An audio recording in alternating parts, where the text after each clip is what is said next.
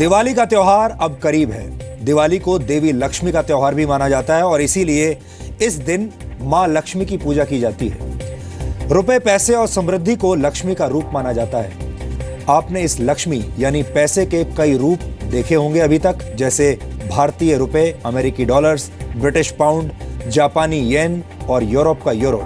ये तमाम करेंसीज लक्ष्मी का ही रूप है। इनमें से ज्यादातर करेंसीज कागज से बनी होती हैं, जिन्हें आप अपनी आंखों से देख सकते हैं, अपनी जेब में रख सकते हैं और इन्हें छूकर महसूस भी कर सकते हैं। आप जिस भी देश में जाते हैं, आपको उसी देश की करेंसी इस्तेमाल करनी पड़ती है। लेकिन क्या आपने ऐसी करेंसी के बारे में सुना है जो किसी को दिखाई नहीं देती, लेकिन फिर भी वो दुनिया की सबसे मूल्यवान करेंसी बन गई है? हम बिटकॉइन की बात कर रहे हैं। ये एक प्रकार की डिजिटल करेंसी है।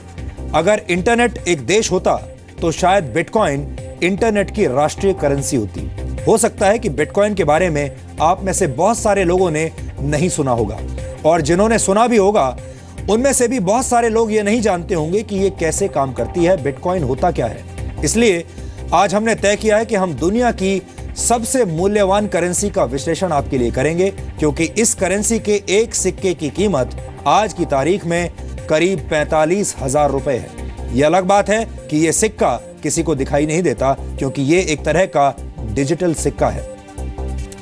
आज हमने इस खबर के विश्लेषण का फैसला इसलिए भी किया है क्योंकि दुनिया में पहली बार बिटकॉइन के रूप में हुए लेन देन को एक भारतीय एजेंसी फ्रीज करने की तैयारी कर रही है।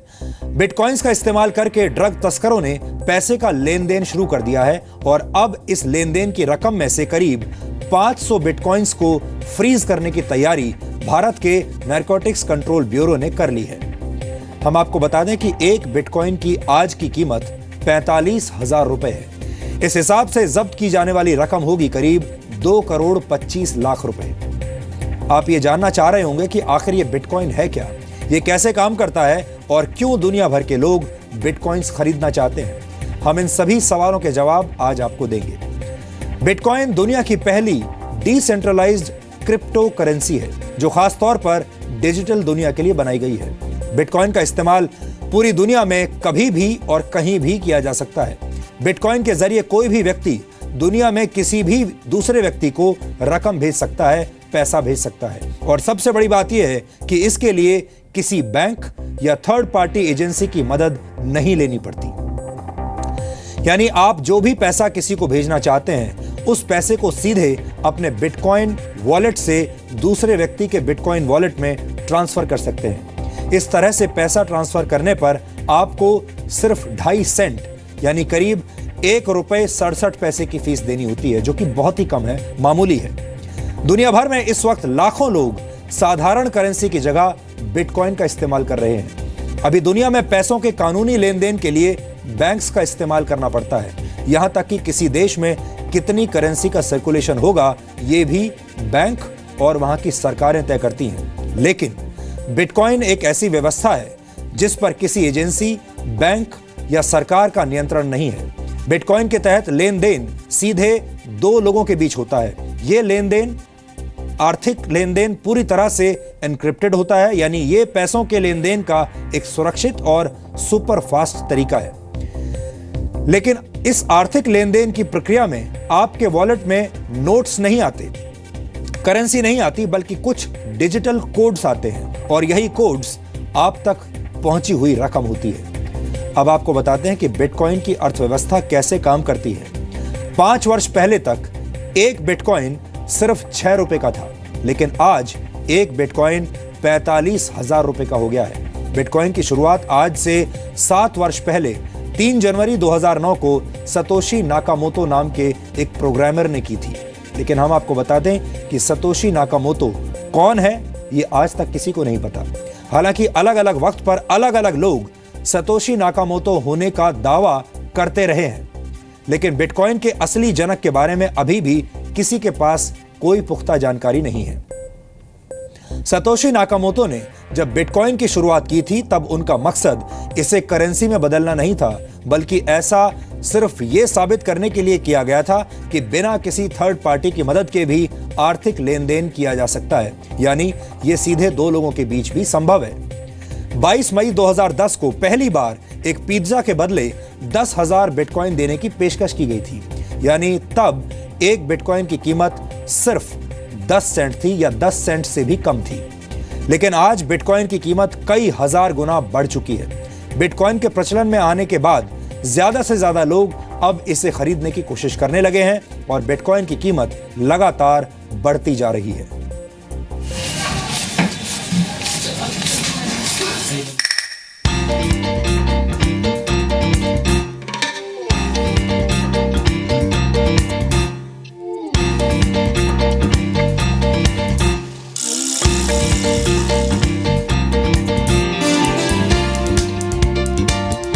दुनिया में अलग अलग देश हैं, अलग अलग संस्कृतियां हैं, अलग अलग लोग हैं, अलग अलग भाषाएं हैं, अलग अलग खान पान और अलग अलग ताकतें।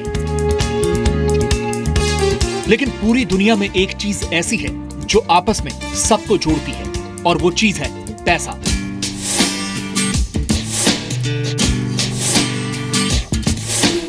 आज लगभग हर काम के लिए पैसों की जरूरत पड़ती है, चाहे वो खाना खरीदना हो, पानी खरीदना, घर खरीदना, हथियार खरीदना, यानी हर चीज के लिए पैसों की जरूरत होती है।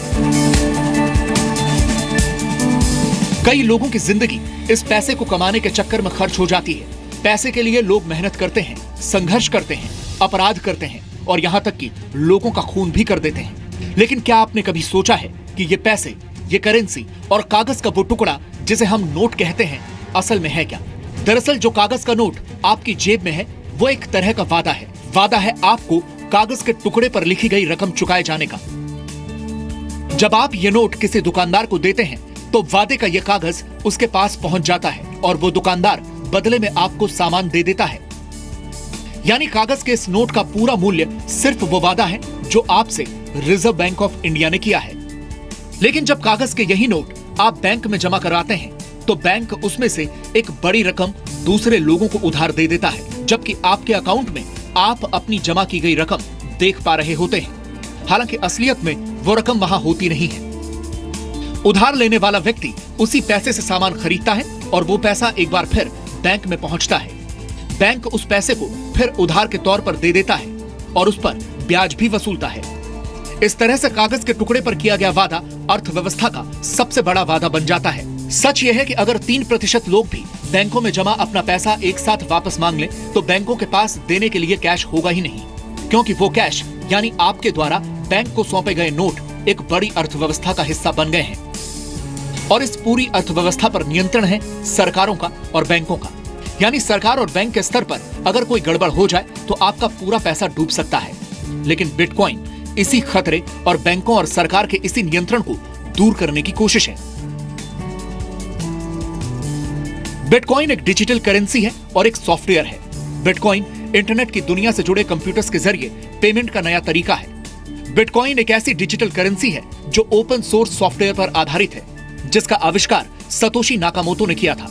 लेकिन आज दुनिया भर के हजारों प्रोग्रामर बिटकॉइन के फीचर्स को ज्यादा मजबूत और सुरक्षित बना रहे हैं। जब हम सामान्य तौर पर साधारण करेंसी का इस्तेमाल करते हैं तो इसकी देखरेख का जिम्मा बैंकों का होता है। यानी पैसा कहां से चलकर इनके पास पहुंचा, इसका पूरा रिकॉर्ड बैंक अपने पास रखते हैं और इसके बदले में बैंक फीस के रूप में अच्छी खासी रकम आपसे वसूलते हैं। और बिटकॉइन पैसों के लेन देन के बीच से बैंक और मिडिलमैन को हटाकर इसे ज्यादा तेज और सुरक्षित बना देता है। अब सवाल यह है कि एक डिजिटल करेंसी के साथ तो काफी छेड़छाड़ की जा सकती है या फिर फिल्मों की तरह इसकी पायरेसी भी हो सकती है। तो इसका जवाब है कि ऐसा संभव नहीं है, क्योंकि सतोशी नाकामोटो के आविष्कार की खासियत यह है कि बिटकॉइन आम लोगों के बीच बंटे ब्लॉकचेन में भेजा जाता है। जैसे बैंक आपके पैसे का हिसाब प्लस और माइनस में रखते हैं, वैसे ही ब्लॉकचेन में हर एक बिटकॉइन का हिसाब रखा जाता है। यानी दुनिया में कहीं भी और कभी भी हुए किसी भी बिटकॉइन ट्रांजैक्शन का हिसाब हमेशा ब्लॉकचेन में मौजूद रहता है। और इस ब्लॉकचेन को सुरक्षित रखने वाले लोगों को भी लेन देन पर नजर रखने के लिए, ब्लॉकचेन को सुरक्षित रखने के लिए इनाम के तौर पर बिटकॉइन दिए जाते हैं, क्योंकि हर ट्रांजैक्शन को वेरीफाई किया जाता है और नेटवर्क इसका रिकॉर्ड रखता है। इसलिए इसमें धांधली नहीं की जा सकती। असीमित पैसा घोटालों को जन्म देता है, स्कैम्स को जन्म देता है और आर्थिक मंदी की वजह भी बनता है। किसी को नहीं पता कि इस वक्त दुनिया में कितने डॉलर्स हैं, लेकिन अगले 125 वर्षों के दौरान बनने वाले बिटकॉइंस की संख्या अभी से निर्धारित है। बैंक कई ऐसे लोगों को पैसे भी उधार देते हैं जिनका इरादा ये पैसे वापस करने का नहीं होता। ये लोग या तो खुद को दिवालिया घोषित कर देते हैं या देश छोड़कर चले जाते हैं और इसका खामियाजा आम आदमी को ही भुगतना पड़ता है। लेकिन डिजिटल करेंसी पर किसी सरकार या बैंक का नियंत्रण नहीं होता। ये एक ऐसी कंप्यूटर कोडिंग है जिसके साथ घोटाला भी नहीं किया जा सकता। ये नया ट्रेंड है और देखिए आने वाले समय डिजिटल वर्चुअल करेंसीज का होने वाला है। बिटकॉइंस क्योंकि सर्वप्रमुख डिजिटल करेंसी है, लिहाजा उसकी लोकप्रियता और उसका प्रचलन और बढ़ चुका है। बिटकॉइन का सबसे ज्यादा इस्तेमाल रेमिटेंसेस के क्षेत्र में बढ़ रहा है। रेमिटेंसेस उस रकम को कहते हैं जो विदेश में काम करने वाले लोग अपने मूल देश में भेजते हैं। आपको बता दें कि रेमिटेंसेस हासिल करने के मामले में भारत दुनिया का नंबर 1 देश है। देश से बाहर रहने वाले भारतीयों ने 2015 में 4,62,000 करोड़ रुपए की रकम भारत भेजी थी। आमतौर पर यह रकम बैंक के जरिए या मनी ट्रांसफर एजेंसियों के जरिए भेजी जाती है और बैंक्स और एजेंसीज रकम ट्रांसफर करने के लिए 5% से 30% की फीस वसूलते हैं। पूरी दुनिया में मनी ट्रांसफर पर औसतन 10% का चार्ज लगता है, यानी जो रकम हर साल भारत से बाहर रहने वाले भारतीय अपने घरों में भेजते हैं उसमें से औसतन 46,000 करोड़ रुपए इस फीस के रूप में चुकाए जाते हैं। यह बहुत ही सेंसिटिव चीज़ है और बहुत ही सेंसिटिव चीज़ों पे इस्तेमाल होता है, तो इसलिए इसकी जो मैकेनिज़्म है और जो लोग इसको हैंडल करते हैं वो हाईली सोफिस्टिकेटेड संस्थाएं होते हैं। ये सामान्य करेंसी के पैरेलल काम करने वाली करेंसी है जिसका इस्तेमाल दुनिया में हर दिन बढ़ रहा है। दुनिया की हजारों कंपनियां अब पेमेंट के लिए बिटकॉइन को स्वीकार कर रही हैं। आप फोन खरीदने से लेकर होटल बुक कराने, कार खरीदने, इलेक्ट्रॉनिक आइटम्स की खरीदारी और यहाँ तक कि कॉफी खरीदने के लिए भी बिटकॉइन का इस्तेमाल कर सकते हैं। लेकिन ऐसा नहीं है कि बिटकॉइन के साथ खतरे नहीं हैं। सरकार का नियंत्रण न होने की वजह से इस करेंसी की वैल्यू ऊपर नीचे होती रहती है। लोग गलत कामों के लिए प्रतिबंधित वस्तुएं खरीदने के लिए भी बिटकॉइन का इस्तेमाल कर रहे हैं और दुनिया भर की कई सरकारें और बैंकर्स इसे कानूनी मान्यता देने के लिए भी तैयार नहीं है। लेकिन बिटकॉइन का सारा हिसाब किताब इंटरनेट पर मौजूद रहता है, यानी बिटकॉइन काले धन की समस्या को भी समाप्त कर सकता है और पैसों के लेन देन में नई तरीके की पारदर्शिता ला सकता है। ब्यूरो रिपोर्ट, जी मीडिया। अब आप सोच रहे होंगे कि जिस बिटकॉइन के निर्माता के बारे में किसी को कुछ पता नहीं, जिस बिटकॉइन को चलाने वाले लोगों के बारे में किसी को कुछ पता नहीं, वो डिजिटल करेंसी आखिर काम कैसे करती होगी और बिटकॉइंस निकलते कहां से हैं? तो आपको बता दें कि बिटकॉइंस का आदान प्रदान पेयर टू पेयर तकनीक से होता है, यानी ये रकम एक कंप्यूटर से सीधे दूसरे कंप्यूटर में पहुंच जाती है। लेकिन इस लेन देन को सुरक्षित बनाते हैं वो हजारों लोग जो अपने ताकतवर कंप्यूटर्स की मदद से इन ट्रांजैक्शंस पर नजर रखते हैं और इनकी जांच करते हैं। और जो भी व्यक्ति ऐसा सफलतापूर्वक कर लेता है उसे इनाम के तौर पर कुछ बिटकॉइंस दिए जाते हैं। इसे बिटकॉइन की माइनिंग कहा जाता है। दरअसल कोड लैंग्वेज में होने वाले इस आदान प्रदान को वेरीफाई करने वाले हजारों लोग इस प्रक्रिया में बैंक के एक क्लर्क की तरह काम करते हैं और इन्हें माइनर्स कहा जाता है। ये लोग ट्रांजैक्शंस पर नजर रखते हैं ताकि इसका गलत इस्तेमाल ना हो, लेकिन इस प्रक्रिया को पूरी करने के लिए इन माइनर्स को एक मैथमेटिकल प्रॉब्लम हल करनी होती है। जो माइनर जितनी जल्दी ये प्रॉब्लम सॉल्व कर लेता है उसे प्रॉब्लम सॉल्व करने के बदले में करीब 12.5 बिटकॉइंस मिलते हैं और इस तरह से बिटकॉइंस डिजिटल बाजार में आ जाते हैं। लेकिन बिटकॉइन की अर्थव्यवस्था का निर्माण इस तरह से किया गया है कि एक निश्चित समय के बाद बिटकॉइंस की संख्या घटकर आधी रह जाती है। शुरुआत में एक ब्लॉक से 50 बिटकॉइंस निकला करते थे। प्रति ब्लॉक बिटकॉइंस की संख्या हर 4 वर्ष में घटकर आधी रह जाती है। इसलिए आज से 125 वर्षों के बाद यानी सन 2140 तक नए बिटकॉइंस का निर्माण बिल्कुल बंद हो जाएगा।